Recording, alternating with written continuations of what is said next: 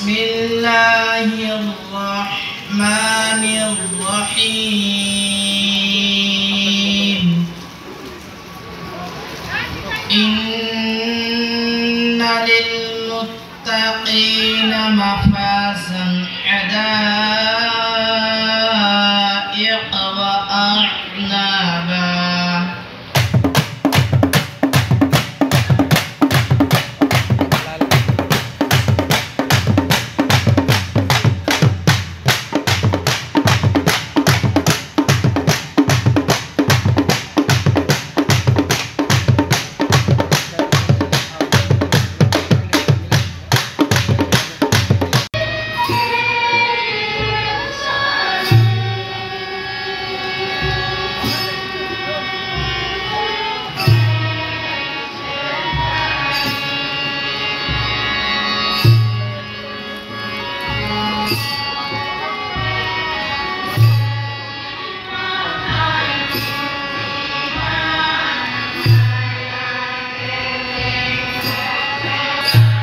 সাংবাদিকক ধন্যবাদ জনাইছোঁ মই।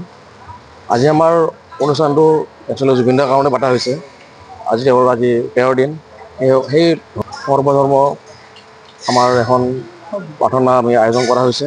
চব জনগোষ্ঠীৰে আছে ইয়াতে, আৰু আমাৰ বিভিন্ন জেগাৰ পৰা আহিছে, এইটো জনগোষ্ঠীৰ পৰা আহিছে।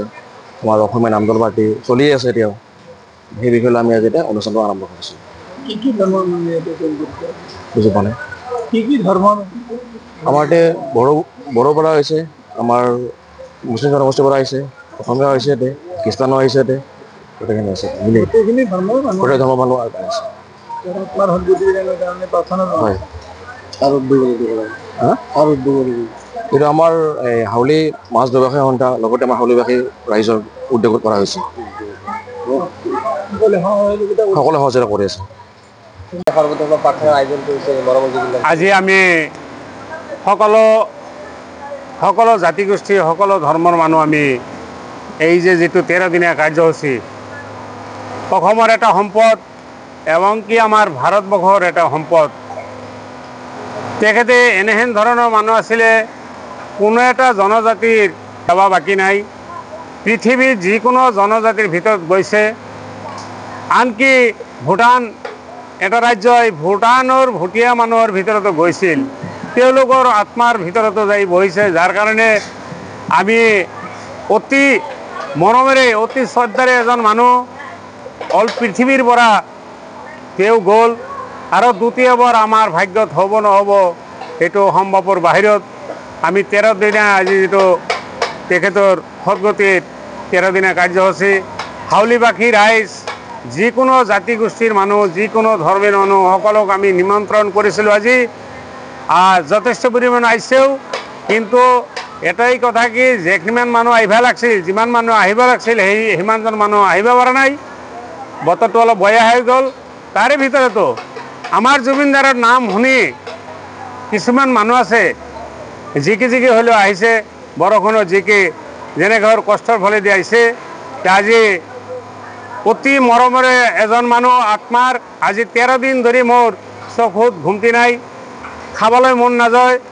আমি এজন বিজনেছ কৰা মানুহ, আমাৰ ঠিকনা হ'ল হাউলি মাছ বজাৰ। মোৰ নাম ছাব্বাছ খান হয়। আজি যিয়ে নহওক, ওপৰৱালাৰ আশীৰ্বাদেদি, ওপৰৱালাৰ কৃপাইদি, সহায় সুবিধাৰ সহযোগত সকলো ৰাইজে সহায় কৰিছে। এতিয়া খৰচা পাতি এইটো বাদ দিয়া, এইটো আজি আছে কালি নাই। যিজন সম্পদ আমি হেৰাইছোঁ, সেই সম্পদটো ৰিটাৰ্ণ নাহে। আজিৰ পৰা কিজানি আমাৰ আত্মাটো শান্তি পাব, হাউলিবাসী ৰাইজৰ এটা শান্তি কামনা আহিব। আজি তেখেতৰ 13 দিনীয়া কাৰ্যসূচী আমি চলাই আছোঁ। আপোনালোকে যি ব্যক্তি আহিব পৰা নাই, নিশ্চয় লাইভত, মোবাইলত, নিউজত শুনি পাব। শুনা পোৱাৰ লগে লগে তেখেতৰ কাৰণে যাৰ ধৰ্মমতে তেখেতক আশীৰ্বাদ কৰিব, তেখেতক দোৱা কৰিব। ইতিমধ্যে আমাৰ ট্ৰাইবেল এৰিয়াৰ পৰা ট্ৰাইবেল মানুহ আহিছিলে, তেওঁলোকৰ ধৰ্মগ্ৰন্থ হিচাপে প্ৰাৰ্থনা কৰিলে। তাৰ পাছত আৰু আমাৰ অসমৰ যিটো ভাগৱতৰ প্ৰাৰ্থনাটো হৈ গ'ল। তাৰ পাছে আমাৰ কোৰাণৰ প্ৰাৰ্থনা হৈ গ'ল। এতিয়া নাম দল ৰেডি হৈ আছে, তেওঁলোকে নাম ল'ব। সব যিকোনো হালতে লোক সব এটাই ঈশ্বরের নাম লব, কিন্তু উদ্দেশ্যমূলক হল আমার প্রাণপ্রিয় আত্মার একজন মানুহ মোৰ অকলে নহয়, সকল জাতি। আনকি আমি মোবাইলত বা টিভিত চাই আছোঁ যেনেকুৱা তেখেতে জন্তু পশুপক্ষী তেখেতৰ লগত এটা প্ৰেম ভালোবাসা আছিল। আপোনালোকে নিশ্চয় দেখা পাইছে তেখেতে যিবিলাক পশুপক্ষী পুহি আছিল তেখেতৰ শ্ৰদ্ধাঞ্জলিত তেখেতৰ আত্মাৰ সুকামনা কৰি সেই পশুপক্ষীও কান্দি আছে। আমি মানুহ, আমি একটি মানুহ উপলব্ধি কৰিব লাগিব যাৰ তাত ধৰ্ম জাতি গোষ্ঠী কোনো কিছু নাছিল, তেওঁ এটা শব্দতে কৈ গেছে যে আমার সব এক, আমার কোনো জাত নাই, আমার কোনো ধর্ম নাই। এই কথাটোৱে মোৰ অন্তৰত একদম হান খাই গৈছে। তেখেতৰ কোনো জাত নাই হলে কেনেকুৱা এটা সম্পদ আমি হৰালোঁ। এই সম্পদ আৰ উভতি নাহে, উভতি অহালৈ আশা খুব কম। ভাৰতবৰ্ষ নহয় অলৰটোৰ ভিতৰত 4 নম্বৰ পালে। আজি সেই 4 নম্বৰ সম্পদটো তেখেতে অসমৰ ময়া কৰি, অসমৰ মাটিৰ ময়া কৰি, অসমৰ জনজাতিৰ ময়া কৰি তেওঁ কিমানবাৰ বাহিৰে দেশলৈ নাগৰিকত্ব পাইছে, কিমান পাৱাৰ পাইছে, তথাপি তেখেতে আমাৰ অসমৰ মাটিৰ অসমৰ জনসাধাৰণৰ মায়া এৰি যাবলৈ তেখেতে আশা কৰা নাই। আজি চাওক তেখেতে আমাৰ অসমৰ মানুহ, অসমতে তেখেতৰ চিতা হৈ গ'ল। তেখেতৰ কাৰণে, তেখেতৰ আত্মাৰ কাৰণে সকলো ধৰ্মৰ সকলো জাতি গোষ্ঠী এই জংঘলৰ যদি জানুৱাৰে তেখেতৰ কাৰণে প্ৰাৰ্থনা কৰে, আমি মানুহ হৈ কিয় পাহৰি যাওঁ? এইটোৱে এখিনিমানে কৈ আমি আমাৰ বক্তব্য সামৰিলোঁ। ধন্যবাদ।